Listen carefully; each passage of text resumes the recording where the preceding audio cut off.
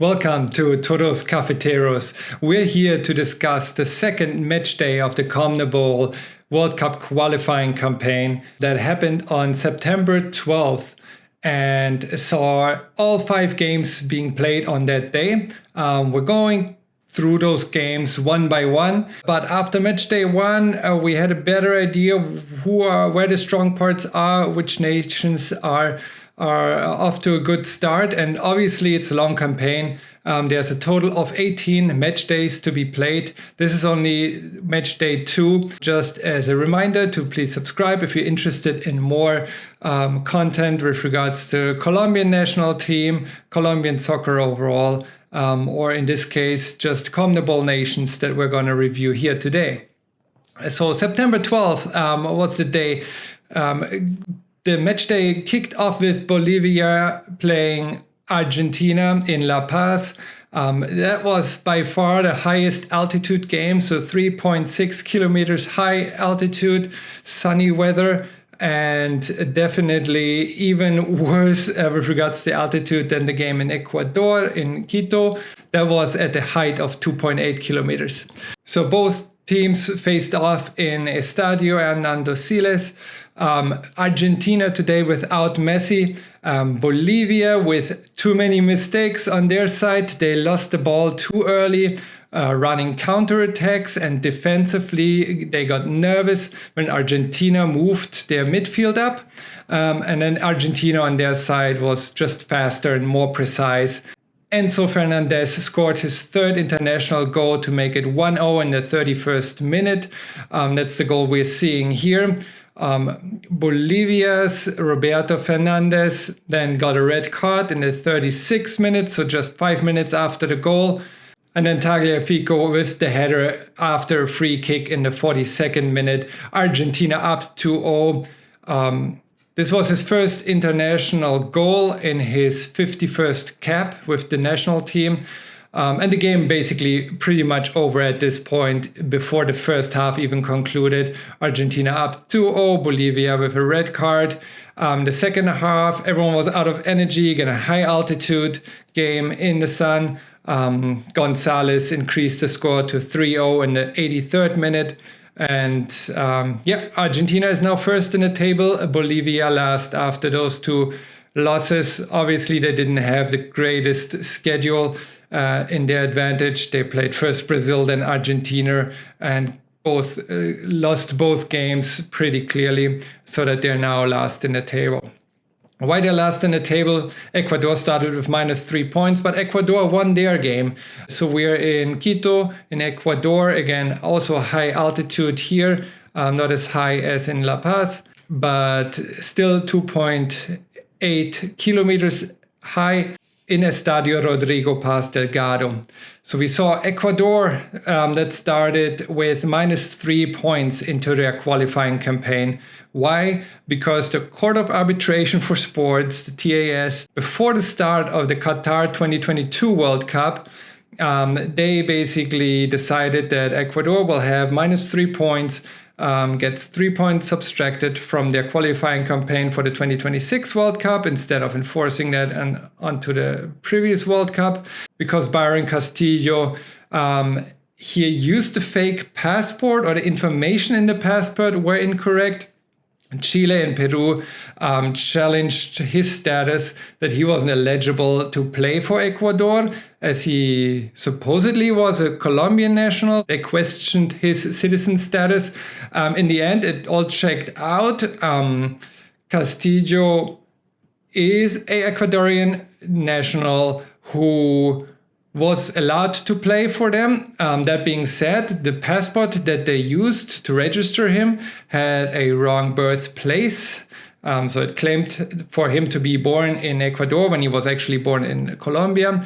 And the birth year was also off by 2 years. None of those were actually any disqualifications. But the fact that the Ecuadorian association used the fake passport to register him, or incorrect information in his passport, led to FIFA subtracting 3 points here for Ecuador. So they started within a disadvantage into the campaign. minus 3 points at the beginning, and obviously they lost a few days ago their opening game. They would negate those minus 3 points in this game because they ended up winning against Uruguay and basically are now set at 0 points ahead of Bolivia because they have the worst goal differential. But yes, as I said last week, Ecuador lost 1-0 to Argentina. Uruguay had dominated Chile in their opening match. Uruguay with the youngest squad amongst all, 25 and a half years on average, and Ecuador always strong at home, also certainly due to the altitude. That being said, Uruguay went up first. They scored first, 38th minute. CONMEBOL up 1-0, but then Torres at the end of the first half scored on his side for the Ecuadorian side in the 45th minute to make it 1-1. And then again in the second half, we see the goal here. It was again Torres in the 61st minute to make it 2-1, and a 2-1 win for Ecuador it was. Ecuador, as I said, neutralized their negative 3-point setback and now isn't last in the table anymore. So game 3, Venezuela against Paraguay in Estadio Monumental de Maturin. Venezuela found better into the game and was able to establish their style of play. The pressure map here shows how Venezuela dominated especially the first half, while Paraguay could establish their gameplay more in the second half, so that over the longest time, it looked like a 0-0, 0-0 at halftime, and it looked like a tie for the longest time until Venezuela got a penalty kick due to hand play awarded in the last minute of the game, and Rodon scored from the penalty spot for Venezuela to win this 1-0. Overall, I think it was a deserved win, even though Paraguay really had their chances in the second half. But just based on the first half and the play style alone, very fast by the Venezuelan players. They were playing over the wings, especially on the right side with Herrera, Gonzalez and Sosa, but also occasionally over the left with Soteldo. Paraguay's chances in the second half were executed too inaccurately, shooting above the goal. Venezuela actually scored a goal in the 78th minute out of play, but it was called back by VAR for hand play. A little bit questionable in my opinion, but then again, they got the penalty awarded in the 90th minute to make it 1-0, and I think a fair win for Venezuela at home here. And the game we were all waiting for here, Chile, Colombia, in Estadio Monumental David Arellano in Santiago de Chile. Nestor Lorenzo on the Colombian side made a change to the lineup. He started 25-year-old Jorge Carrascal instead of Cuadrado. Chile with 4 changes to their lineup. One of those being Arturo Vidal starting, the 36-year-old, is still an important part of this team. And Chile's average age was actually 30 and a half years old. Only Peru was older today with over 31 years in average. But both teams started with more energy and drive than in their first games. Again, Colombia had won against Venezuela. I made a separate video about that. You can check out in the link below or above here. But Chile lost their opening game last week against Uruguay. Here they definitely did more, especially in the first half when they were pressuring the Colombian side. Unfortunately, Jerry Mina injured himself already in the first half and was substituted out for Sanchez in the 23rd minute. And then Chile really with more pressure in the first half. They hit the goalpost in the 30th minute. And then in the 38th minute, Alexis Sanchez is alone in front of an empty goal and isn't able to push the ball in. That was luck for Colombia not to have conceded twice at this point after the first half. So it's just 0-0 at halftime. First part of the second half was a little bit wild as neither side seemed to be able to implement any plan that they may or may not have had. But after James came on, he again took the position of center forward with Luis Diaz over left and John Duran over right. Boré came off, and both James and Duran came on in the 58th minute, which at this point there was still a lot to play.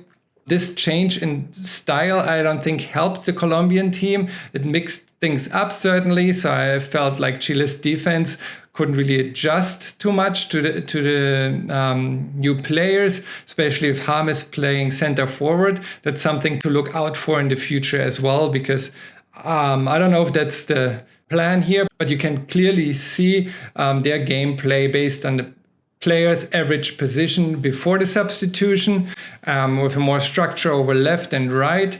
The wingers have clear positions here.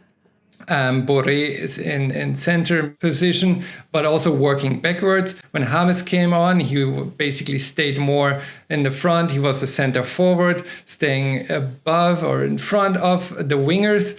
It created a couple of dangerous situations, but overall, I hope that's not the plan that Lorenzo has for this team, because I don't think that's going to be successful after teams figure out that James suddenly is a center forward.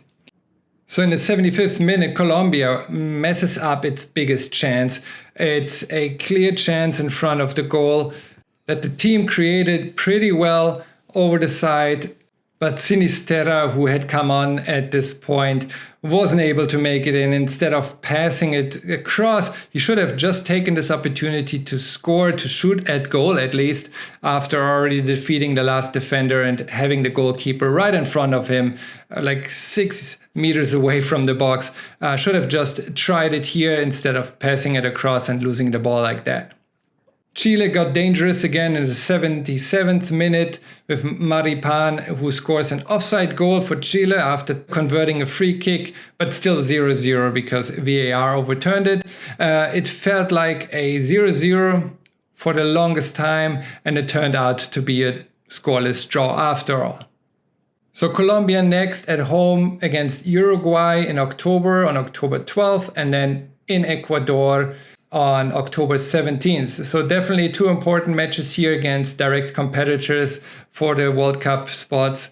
And the team will have to step it up a little bit to be competing against those teams who have had pretty good games on those 2 match days so far. Chile then faces Peru and Venezuela next. And we're at the last game of Matchday 2, Peru against Brazil in Lima, in Peru, Estadio Nacional de Lima. Richarlison scored an offside goal. It took 6 minutes to overturn by VAR, a long time period in the first half that was spent on figuring out whether he was in offside position or not. By a few millimeters, apparently he was, so it's still scoreless at half. But Peru, over the whole game, made it very difficult for Brazil to break through into their box. It took until the 90th minute and a corner taken by Neymar for Marquinhos to head it in for the 1-0. Final score 1-0 for Brazil. Brazil didn't find many solutions to the Peruvian defense and really got lucky in the end. So here are all the scores of those 5 games from Matchday 2. Again, Argentina dominated Bolivia in La Paz. And then all the other games were really, really close. Peru's defense held up well against Brazil until one corner kick very late in the game, but all the other games were hard fought and pretty evenly matched. And so that we have a table after the second match day that is headed by Brazil and Argentina in the first 2 positions. Both those teams won their games, so both of them with 6 points, the better goal differential here in favor of Brazil. Ecuador, as I said, was able to negate the -3 points they started off with, so they moved out from last spot, and Bolivia with those 2 horrendous losses to Brazil and Argentina now in last spot. Colombia in 3rd spot. So first the win against Venezuela and then a draw against Chile makes them have 4 points. 3rd spot followed by Uruguay, Venezuela, Paraguay. Peru would currently be in a spot where they could compete for the 7th final qualifying spot, going through the qualification phase similar to last year's campaign. But again, this is only match day 2 out of 18, so there is long ways to go over the next 3 years. We'll be focusing and paying attention to those games as they come around. Subscribe here if you want to learn more about it, want to follow the CONMEBOL qualification campaign over the next 3 years up to the World Cup. And then obviously we'll cover the World Cup as well. But I want to thank you so much for watching. This was Todos Cafeteros. Until next time, thank you.